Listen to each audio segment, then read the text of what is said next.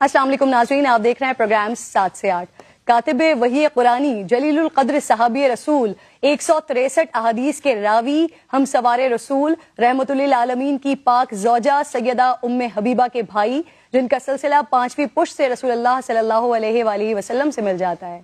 اسلامی تاریخ کے پہلے بحری بیڑے کے سپاہ سالار، فاتح شام و قبرص اور 19 سال تک 64,65,000 مربع میل پر حکمرانی کرنے والے، جن کے اوصاف مبارکہ میں اخلاص اور عہد و وفا، علم و فضل اور فقہ و اجتہاد، حسن سلوک، سخاوت، تقریر و خطابت، مہمان نوازی، تحمل و بردباری، غریب پروری، خدمت خلق، اطاعت الہی، خوف الہی، اتباع سنت، تقوی اور پرہیزگاری، عاشق رسول اور عاشق اہل بیت ہیں۔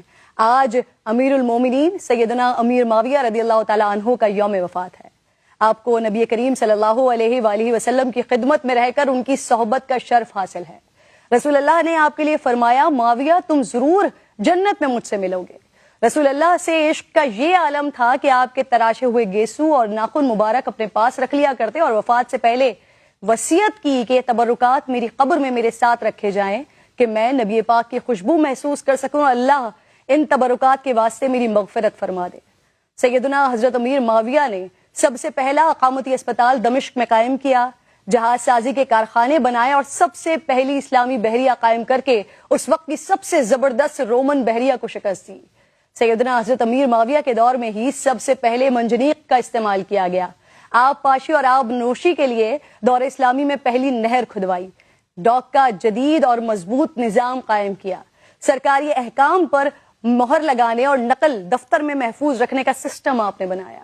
آپ نے دین اخلاق اور قانون کی طرح طب اور علم الجراحت کی تعلیم کا انتظام بھی کیا۔ بیت المال سے تجارتی قرضے بغیر اشتراک و نفع کے جاری کر کے تجارت اور صنعت کو فروغ دیا اور بین الاقوامی معاہدے کیے۔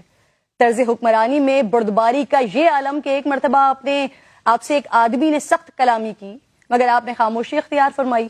یہ دیکھ کر کسی نے کہا، اگر آپ چاہیں تو اسے عبرتناک سزا دے سکتے ہیں۔ فرمایا، مجھے اس بات سے حیا آتی ہے کہ میری رعایا میں سے کسی کی غلطی کی وجہ سے میرا حلم یعنی قوت برداشت کم ہو، اور ایسا کیسے نہ ہوتا کہ رسول اللہ صلی اللہ علیہ وآلہ وسلم نے دعا فرمائی تھی کہ اے اللہ امیر معاویہ کے پیٹ کو علم اور حلم سے بھرتے۔